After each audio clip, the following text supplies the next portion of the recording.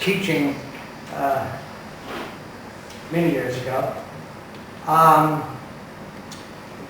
And we talked about human rights. In fact, in many cases we didn't even talk about them. Certainly in the United States, which in many ways has been a kind of a forefront in human rights. And in those days where we were talking about Afro-American rights or Negro rights, however you want to phrase that. But it was always kind of a hush-hush. And then we got into the actual process of picketing and sitting down and all kinds of sort of non-violent things to move the whole issue of Afro-American issues in the United States. And then it sort of became something out of the closet. And now here we are in full bloom with reference to all of these organizations of which we can push into. Now you won't push into them in terms of faculty. And I know that because we sat around and talked about it. Excuse me. And about all we did was talk about it. I'm not against that, but I'm much more of an activist. I'm now, having been on the front page of these, I don't mean newspapers, I mean front page of actual cases that come before you.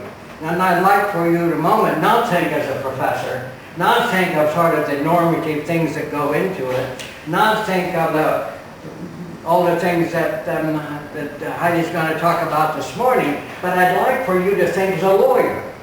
I'd like to think of you saying, I've got a case, an indigenous case. I've got a case in which the indigenous person is saying to me, they, the state or a corporation, is taking my land. One of the interesting things, one of the cases is the Chiapas case in Mexico.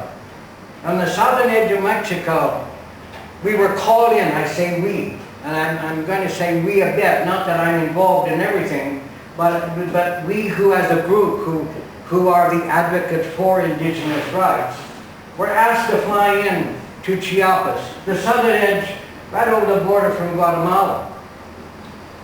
And we had a misconception, and we were told wrongly that it was an act with reference to the indigenous peoples there in their banana groves, in their land producing bananas primarily.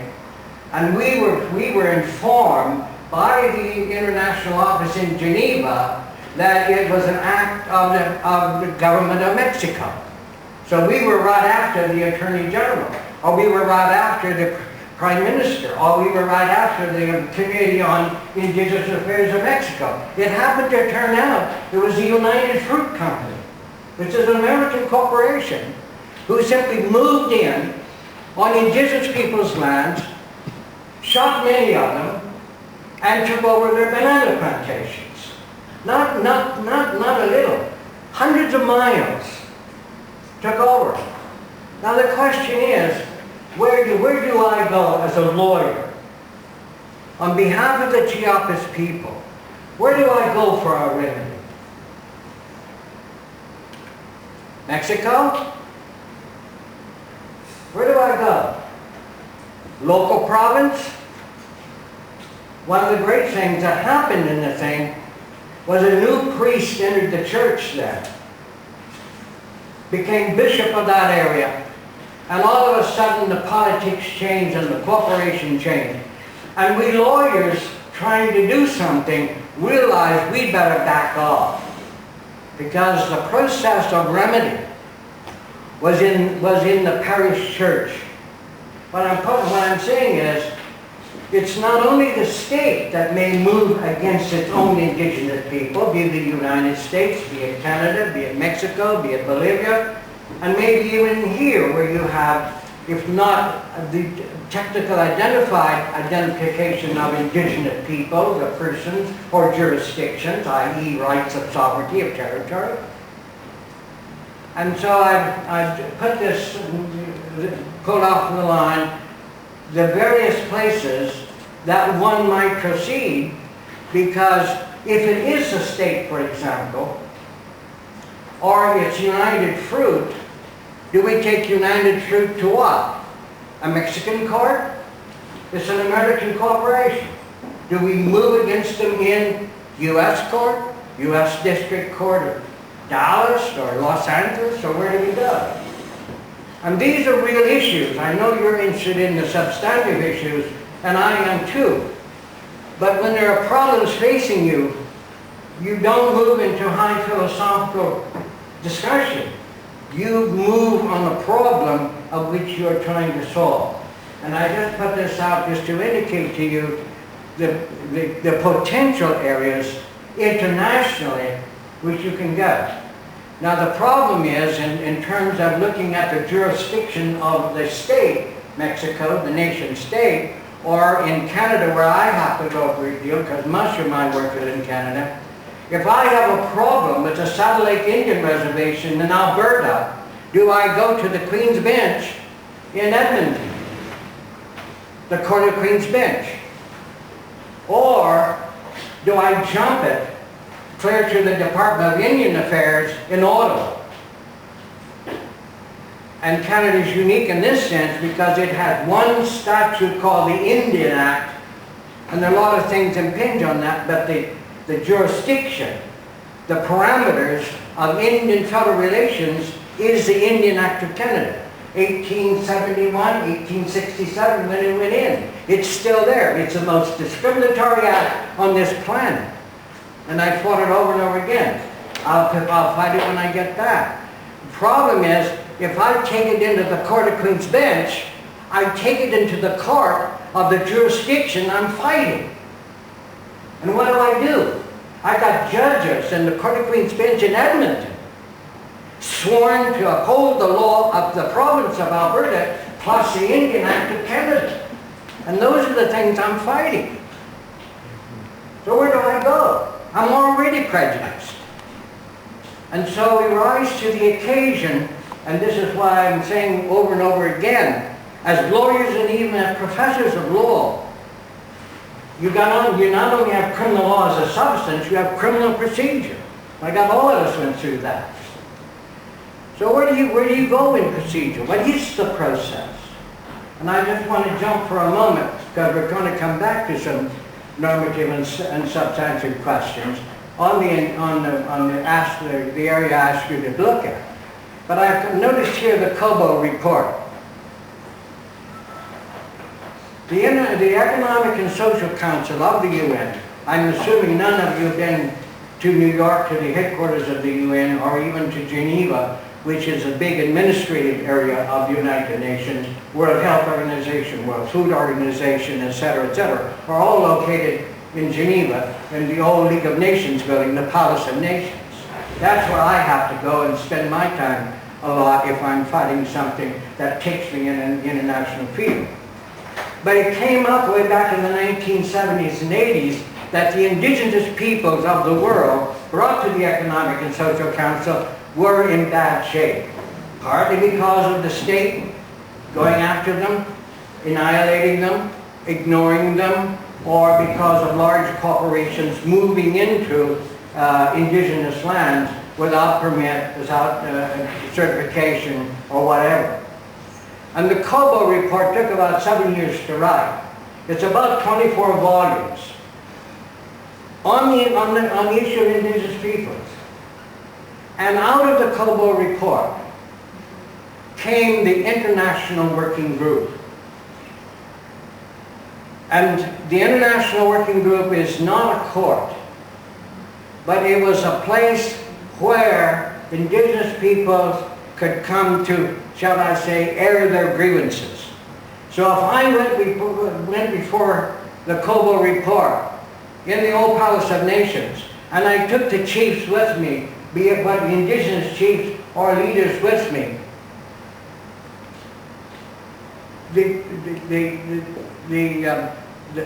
the process of that was primarily not because the Cobo report had actually produced, or what grew out of the concerns of the Cobo report was the International Working Group, made up of 6 nations of the UN.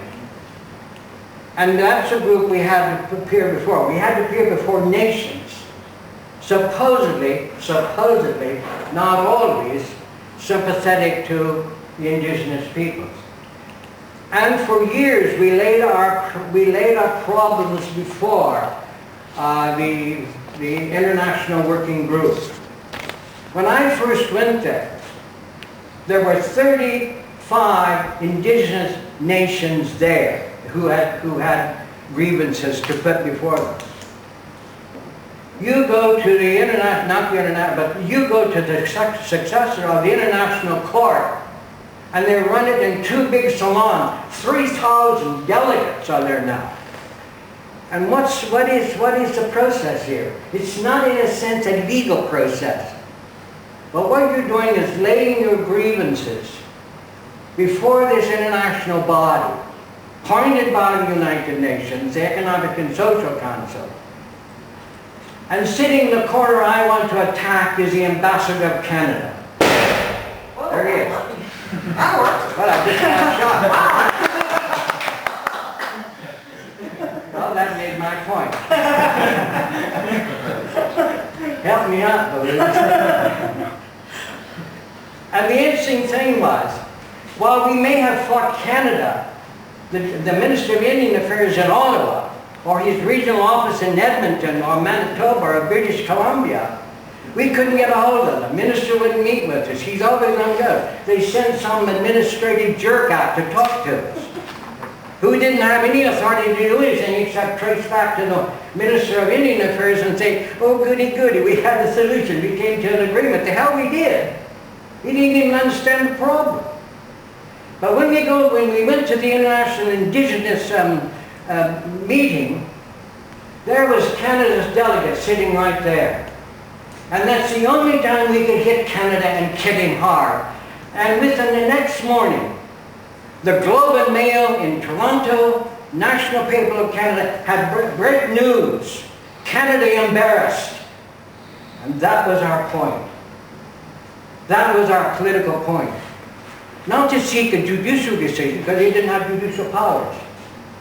And then we could go back to Canada, back to Winnipeg, back to Alberta, wherever the problem arose with the indigenous peoples, and lo and behold, we made a call to the Minister of Indian Affairs, and the minister came.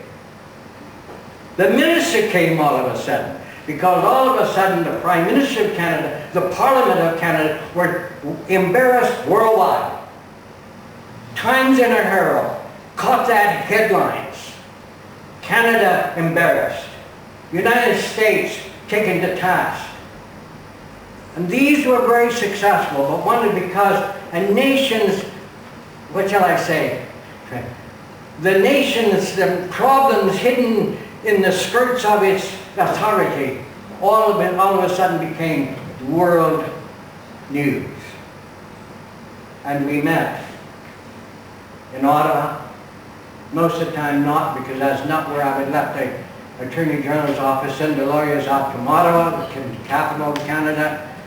You come to the reservation.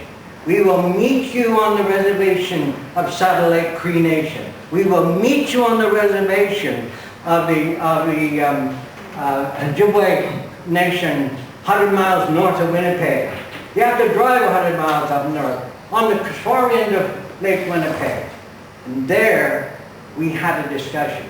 There we had a bargaining. There we had to come to some conclusion.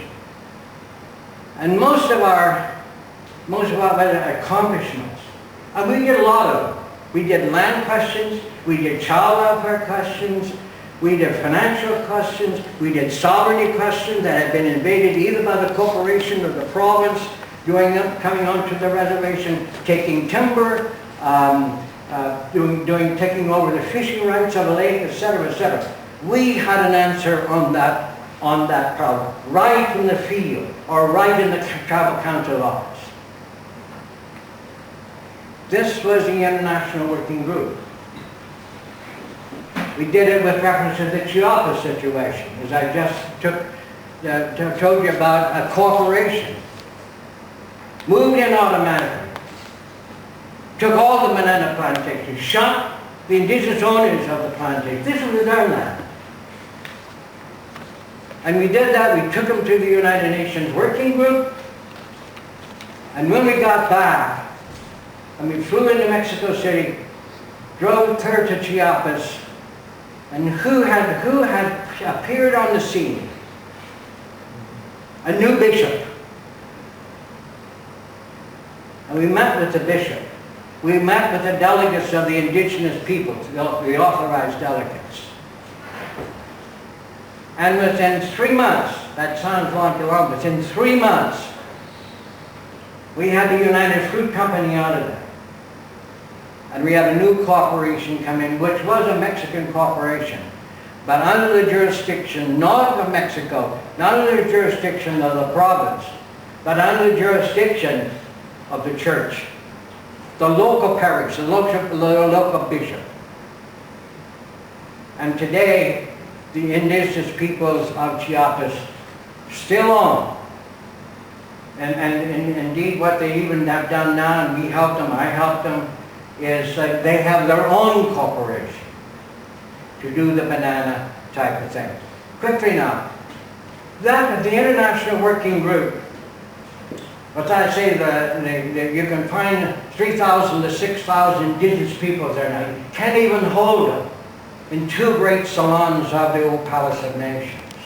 That's how effective it was, even though it was not a real judiciary. It was a hearing. But the hearing got out. Whether it was a Mexican issue, whether it was a Guatemalan issue, or even whether it was an issue, say, for example, we had some problems in Iceland, in Greenland, with Norway and those nations, and the Laplanders, which was one of the indigenous groups we didn't identify yesterday. But that has changed now, in which we now have the International Forum for Indigenous Issues. And that's more of a judicial organization. And now we can take issues to them. Put them, I've got 3 there now. I'll take another one of the Beaver people in northern Alberta, probably yet this fall, to the group here, because we're having no settlement with the government of Canada with reference to land issues, oil and gas issues, because these are rich oil and gas areas. And we have to fight the Indian Minerals Act, which is an act of Canada to govern natural resources, gas and oil, by the federal government. But the Indian Minerals Act is a very tight, unworkable act. But we haven't been able to change it in the Parliament. So all I just want to bring you up to date on is, where do you go in the processes? I'll mention, and I won't go in further detail with reference to the new organization that's replaced it, which will not touch you, but I just want to let you know that one of the most effective organizations in the Western Hemisphere to resolve indigenous issues and problems with the state, problems with corporations, etc., is the OAS, Organization of American States, which is a hemispheric thing with North America and South America, headquartered in Washington, D.C. In fact, it was Bolivar who in the 1800s said we want an organization for the unification of issues of the American states. And out of that grew the Organization of American States. But one of the most interesting is they have now developed, they put it in place about 25 years ago, was an indigenous subdivision of that group to hear and take in consideration of issues in Argentina or Chile or issues in Canada or the United States, wherever in the whole hemisphere. That went from a committee of kind of, oh, isn't it nice that you came, we're so glad you came, we'll talk to the nation which you're complaining about, or the corporation which you're complaining about. Or it might even be a fellow indigenous nation who says, hey, wait a minute, you're moving over in our land, we got to move over there. We have 2 indigenous nations fracking.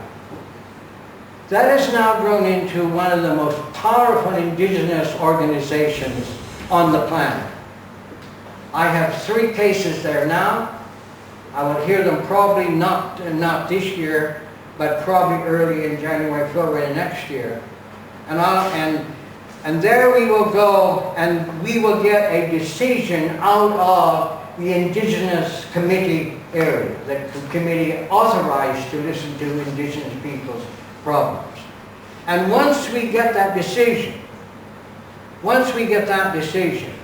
that's a 12-person committee made up of various representatives from the organization American States. But once we get that decision, that will be much closer, not exactly, much closer to the decision of a judicial court. Because once that decision is made, it goes throughout the whole hemisphere, north and south, and it is considered mandatory unless you as a nation or you as some other person, corporation, have been, well, I say, grieved by the decision.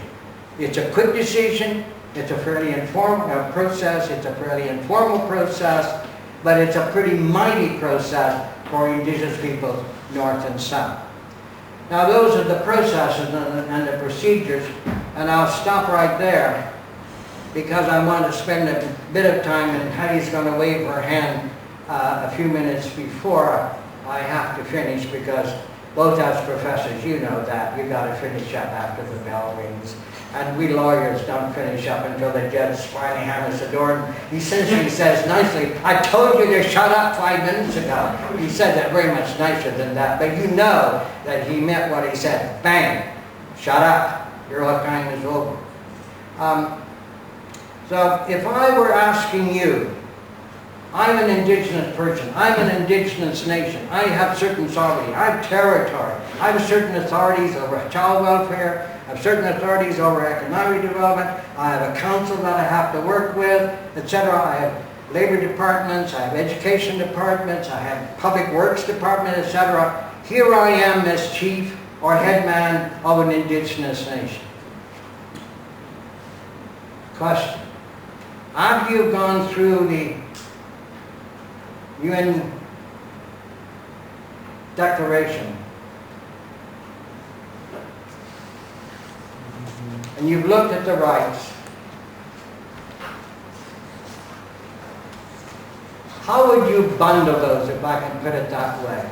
If you had a complaint, for example, of the state of Ukraine, for example, moving in onto your Indigenous territories in violation of, and saying, look, I'm going to drill a well here because we have the rights to the subsurface. Or the Minerals Act of Canada moving in on a reservation in Ontario or in Quebec and saying, move over, move over. Canada, the sovereignty of Canada, has the right, not to the topsoil. We did a treaty on that, but we have the right to drill here because we own the subsurface rights, whether it's oil, or whether it's gold, or whether it's copper. Move over. How would you use the UN Declaration? The nation. And the propelling argument here is that we revoke or we invade that sovereignty on the notion of a higher, what shall I say, a higher demand or a higher kind of demand, or what it would be, a higher motive for taking the land. Is that what you're saying? And therefore, we have justification for taking your property or invading it in order to reach the subsurface. I mean, if you want to remove the whole nation, it's impossible. Tapping subterranean resources that the Indians themselves took to be theirs, and that their real complaint is you're taking from us valuable resources we should get to keep for ourselves, rather than the gravamen of the complaint being that we are inconvenienced by having to move away while you access those resources. It would seem sensible to say if we have to be relocated while you access subterranean resources, of course we have to be compensated for that inconvenience because we have a right to the surface locations that we're occupying. So if we have to be moved, we have to be compensated for the movement. But I gather that's not the gravamen of the injury that you're hypothesizing that they're complaining of. You want to know whether there's a case for the argument that they get to keep their subterranean resources even though there hasn't really been recognition that they own it because there was ambiguity in the treaties, giving them the land and then later claiming, well, we meant the top of the land, not what's under the top of the land. I take it is that what you're... Well, I was trying to do two things, so I messed them up. I was trying to get at the question of ownership of the subsurface materials. And the treaty might well be, and I'm sorry, I should have done that much more detailed, but as far as the indigenous persons know, when they made the treaties in 1861 or 1863, they totally probably had little knowledge of subsurface wealth or collection, etc. So it never occurred to them, in one sense, to even ask how far is the treaty other than the 6 inches, because that's how deep they plowed with the plow to till land. You understand what I'm saying? And it was certain deceptions, and we know this. We know this in every treaty that's been made, whether it's a treaty in Mexico, whether it's a treaty in Canada, wherever the treaties are, dealing with indigenous people on the whole, that the negotiator of the treaty, like Gouverneur Morris across the western part of Canada, except British Columbia, never really indicated that there were possibly subsurface value. So we're just going to do what you're familiar with, namely the 6 inches of the plow. The question then is if you're doing the lawyer here, is the lawyer should say in the case what? This is basically a mistake of contract. And also, it is an intentional act to deceive. Because after Canada knew that, that's the reason why they now wanted to go under. Now, also the question is, I came back to the question, to the issue a while ago, is the whole nature of indigenous sovereignty. Not only on subsurface, not only on surface, but just the concept of territorial jurisdiction and integrity of the territory. And does the declaration give you any clue as a lawyer how you might handle that? That is, how would you bring the declaration, and it has been quoted here, to bring a section to this particular problem? Naming to say in an interesting way, even if Canada or Mexico or even Russia says, wait a minute, this is a non-binding. But non-binding as it is or is not, Canada, having signed it, knew fully well its contents. And in many ways, and in international law, this is a rather prevalent notion, that non-binding, once you sign it, in a moral sense becomes binding. There is a moral kind of, what shall I say, contingency on it. If you signed it, you didn't sign it simply because it was non-binding. You signed it also because you agreed with, you committed yourself to, etc. And that's one of the arguments that's beginning to move very higher in the international field, is to the degree that the document does not necessarily give you actual rights that can be declared. You can do the survey, you can put the stakes in, you can run a court decision on the basis of the nature of that jurisdiction, etc. But also there is a moral kind of quality that must be honored. And this in many ways is where the whole concept of shame comes in, if I may move at that area. You rise it to an international level, and all of a sudden Canada or whoever it is sort of said, here's a state that didn't honor its own moral qualities or its own moral expectations, even though there's no requirement that we appear in court tomorrow morning in Winnipeg or Ottawa or now, a lot of people say, and I hear this all over, and I hear it amongst international lawyers, well, why don't you go to the International Court of Justice?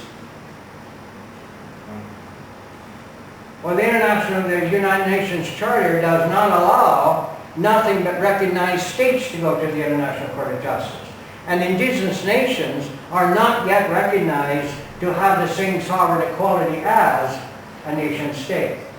But I'm going to give you a little interesting jump on that. When we were fighting the issue of women's rights in Canada, and is under the Indian Act, which has now been changed because of the things we did. Under the Indian Act, if you were a member of a tribe, registered Indian, all Indians are registered in the Department of Indian Affairs, and they carry a treaty card. And so it's been for years and years, for a century almost.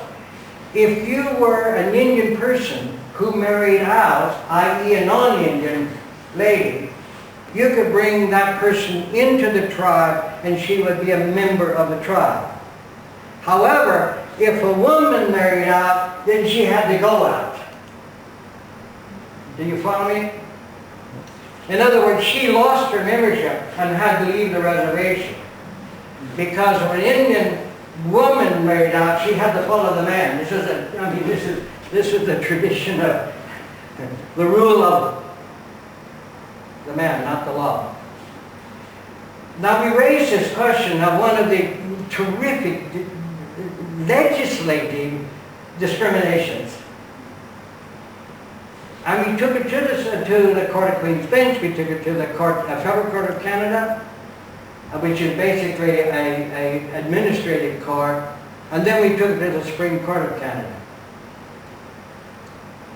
And while the Supreme Court of Canada was arguing this thing, a couple of us got together and said, let's go over to the Danish embassy in Ottawa and see if we can, if Denmark will let us piggyback this question on them to take it into the International Court of Justice. Strange enough, they said yes. We will piggyback a Canadian question, a Canadian discrimination question, and we will piggyback that into the International Court of Justice. Now I think it's pretty brilliant today that we thought of it. Well, when Canada heard about that, they made an amendment to the Indian Act within 5 hours, and that cut the Supreme Court out of it. Namely, if a man marries out, the woman becomes a member of the tribe, and if a lady marries out, then she can bring the man in. The point I'm making is, here is a real discrimination question. And let me just say in an interesting way, we weren't fighting that necessarily because of the tribe got all upset, because the tribe was controlled by all men. Counts are all men. Yeah. The women, they do what we say. And if you notice, and this is literally true, if you notice, as a matter of distinction, and it's in the customary laws of most indigenous peoples I know of, the lady always walks 5 steps behind the man.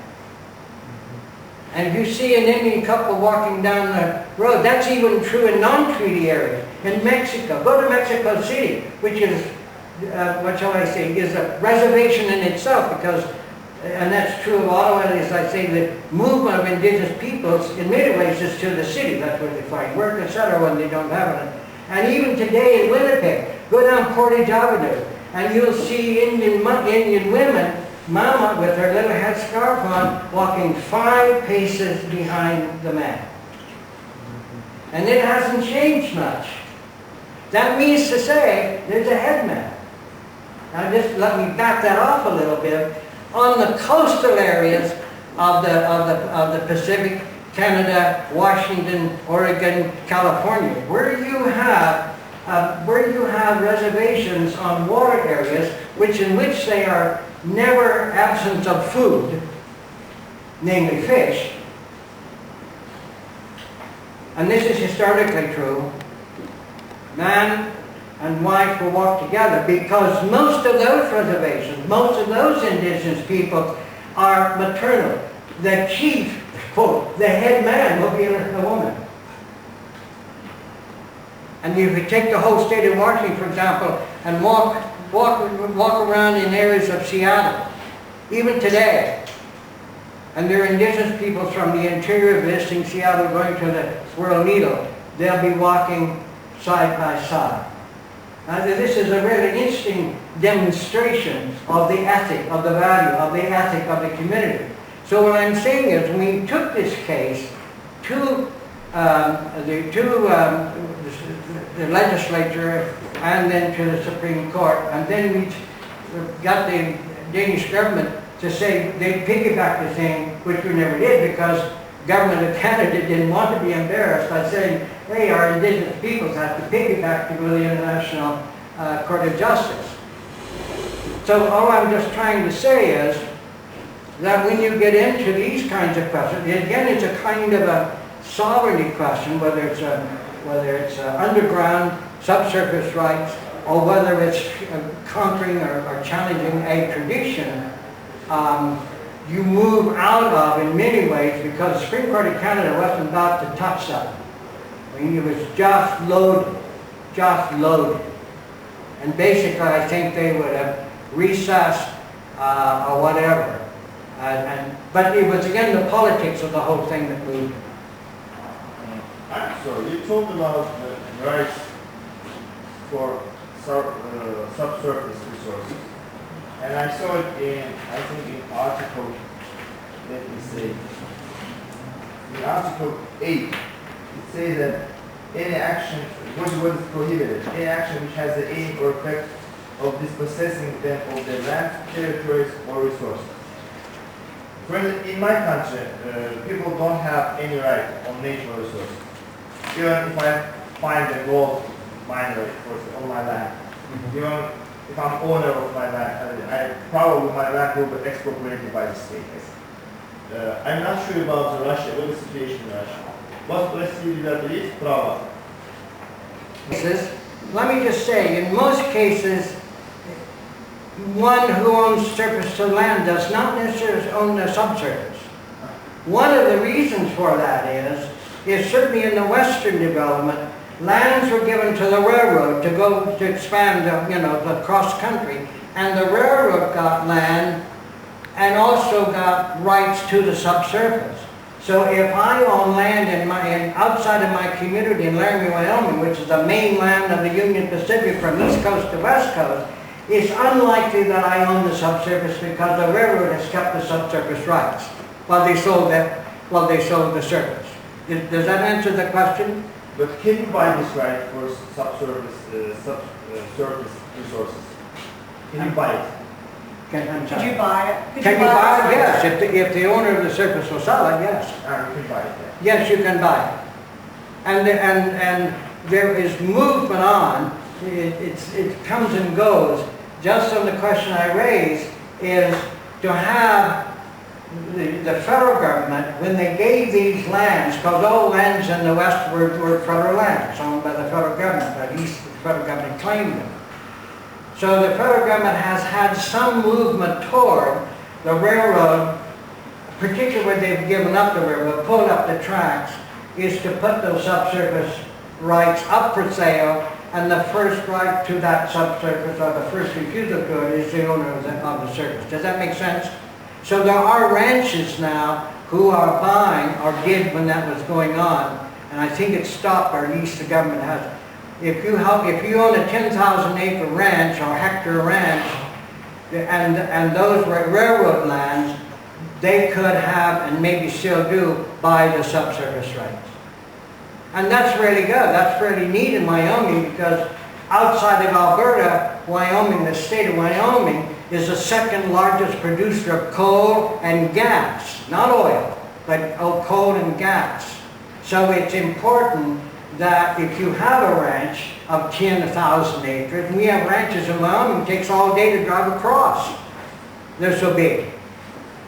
And if you can get access to ownership of those subsurface resources, then, and you lease that to a big coal company to dig out the coal, most of it is surface coal, it's not cave zone, or the gas wells, then you're already retired. So are you saying though, is there no private ownership of subterranean resources? No. So it's not even, you couldn't even buy it. You can't, yes. You can't, oh, I'm sorry, yeah. Wow. Yeah. I Wow. mean, so my issue public order. Wow. Public order. Oh, that's not public order, that's just. So, That's all, big state claim. all the subsurface resources belong to the nation state, right? Yes, yes, Right. the nation. Okay. Now in the US you can buy them, but most people who have them, including the railroad, won't give them up because if you go from Manitoba to North Dakota, if you can see this in your mind, in Manitoba and Canada, or even to the Arctic Circle almost, there used to be a strip down through there that they didn't think was any oil or gas. That was out in Alberta and some in Quebec and the eastern. Now they've discovered that one of the great reserves of gas and oil in Canada is exactly where they thought there was none. And that's running all the way from roughly the Arctic Circle, clear through the Northwest Territories, into Manitoba, into North Dakota.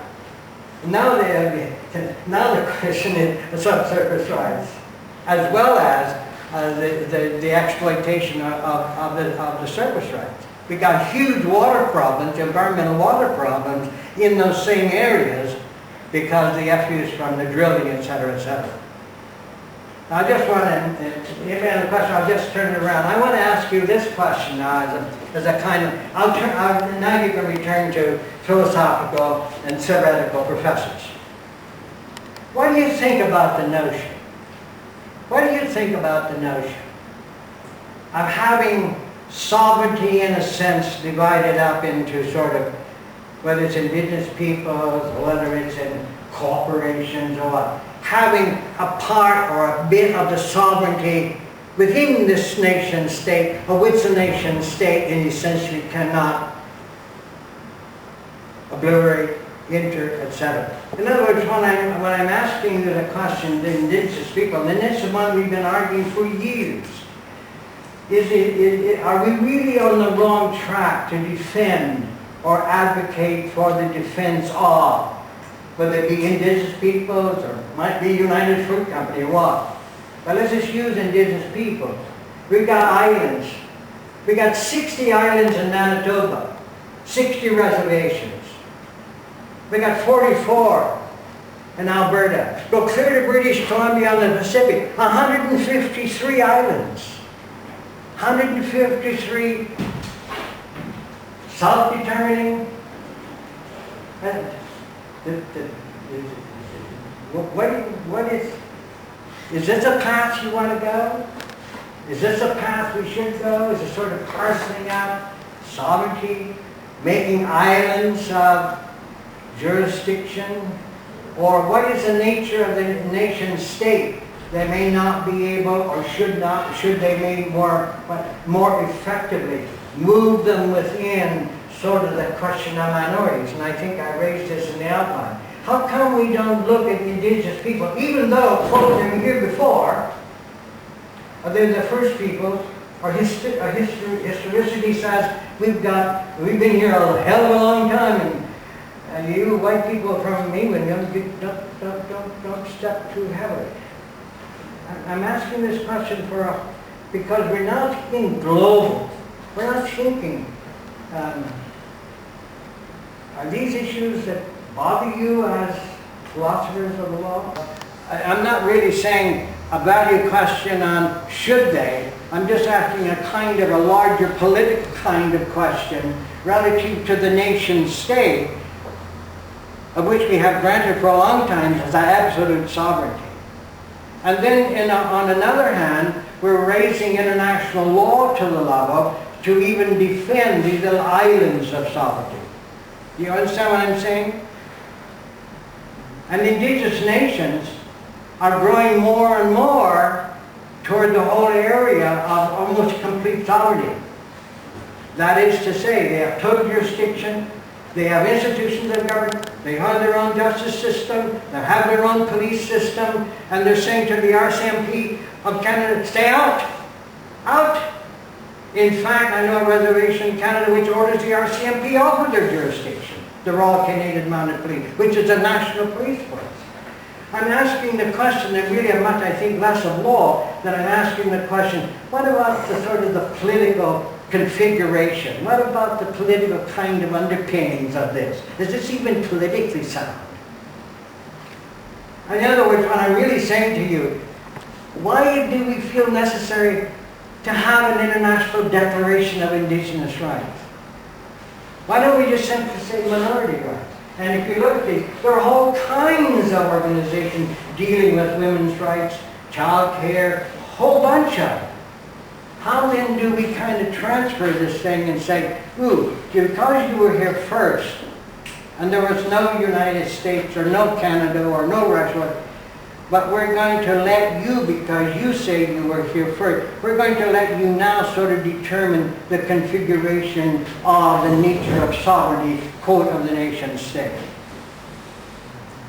Should we, in a sense, be creating declarations, resolution from the United Nations to, in a sense, particularize, or in a sense, what shall I say, scramble this whole nation, this whole bit of sort of national sovereignty? They indicated last was when they immediately went, there was a policy of annihilation because they were not people, etc., so you could do it by conquest. And then we talked about the English, which essentially said they did have title to the land, they did have government, they did law, they had laws, they had customs, they had art, and therefore they are nations. We recognize them as nations, and our responsibility now is kind of an international question. We will do treaties with them. Now, the point I'm making is, even in the treaty, as we said, the policy then became sort of a simulation. We did it through the church, and as I mentioned, we took kids off of the reservation, put them in parochial schools so they could learn English, they could become Christians, and they get rid of their pagan gods and etc. And I indicated that Robert Daniel, who at 3 and 4 was yanked out of bed because, God, what do you do with a 3 or 4-year-old who's 80 miles from home or 100 miles from home? Usually, I think I'm told, something happens, and one of them is wetting the bed. But they do that, the nuns took him, as I indicated, cut off his hair, tied him to the bedpost naked because he wouldn't learn English, he wetted the bed, etc., etc. That's a story, and I indicated that there's a compensation for that by Canada. Now, it seems to me, for asking the question, is not asking a legal question, nor even a political question in one sense. The results of what I'm going to just mention may well lead to certain kind of refiguration, remeasurement of the concept of called indigenous sovereignty. And that's the economic. In 40 miles south of Calgary Calgary, Alberta, it was originally one of the largest oil fields in Canada. And now that, I didn't say a while ago, now that the Minerals Indian Act has somewhat been changed, this group of 7 bands are the partial owners of the subsurface. And that's where the modern trend is going. Consequently, they are extremely wealthy, extremely wealthy. As I say, the script from basically the Northwest Territories clear to North Dakota, and that's the issue we're fighting now. I'm doing it for the Ojibways, is to make sure that they have jurisdiction over lands off the reserve, because that's where their original territory was, so they're asking questions off the reserve if they have some sort of a right to the subsurface. And where Heidi and Michael spend some considerable time, is in Australia. And I might say, we haven't talked about Australia, it's rather interesting that in North America, the English made treaties with the indigenous peoples under the Royal Proclamation. It also made treaties, so the Tangi Treaty in New Zealand, but the English never made treaties with the Aborigines of Australia.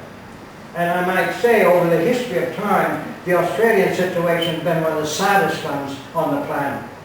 And what I know is about a week ago, is the indigenous peoples of the Western Australia, who basically own the lands by right of settlement, by the right of being there and use, and with a certain amount of autonomy that have grown over, but not the same quite sovereignty that you would have in Alberta, the U.S., the indigenous peoples have now signed a huge contract because their lands is hugely rich with iron ore.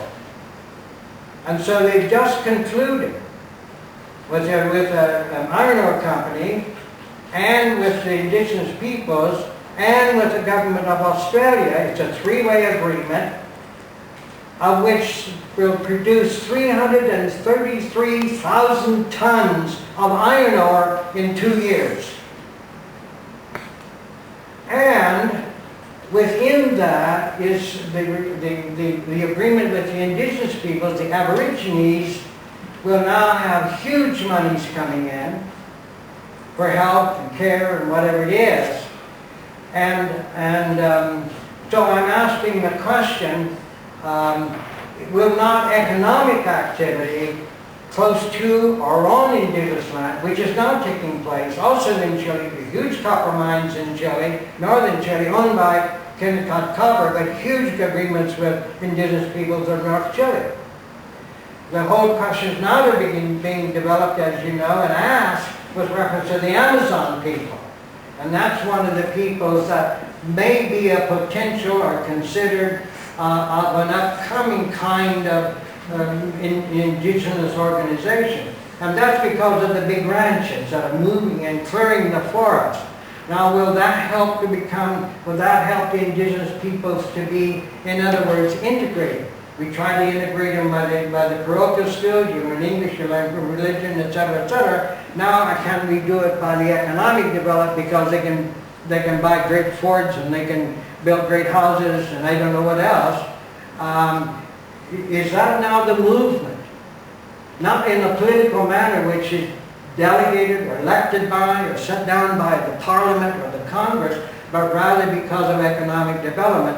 And one of the great criticisms of our, i.e. the International Working Group, sending myself and 3 others into Mexico, into Mexico City, to talk about the whole issue of United Fruit, and how it did prove, while the indigenous peoples own now very clearly and have control over it, they did go out and make the contract, and strange enough, with United Fruit to do the work.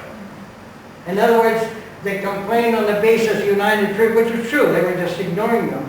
But now the contract and the regulations and the environmental regulation, United Fruit is back in there in the banana business, and the Chiapas people are from which a materialistic viewpoint at least, are much more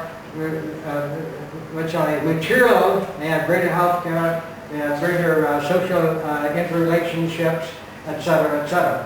Now, I'm just asking the question then, maybe maybe the political and the legal things, except that we have contractual relations, is not necessarily the driving force.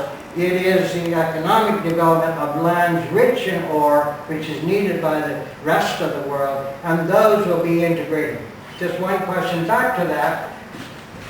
It is, while they are richer and drive big cars, they are getting more politically independent in attitude, and we done, now we do it.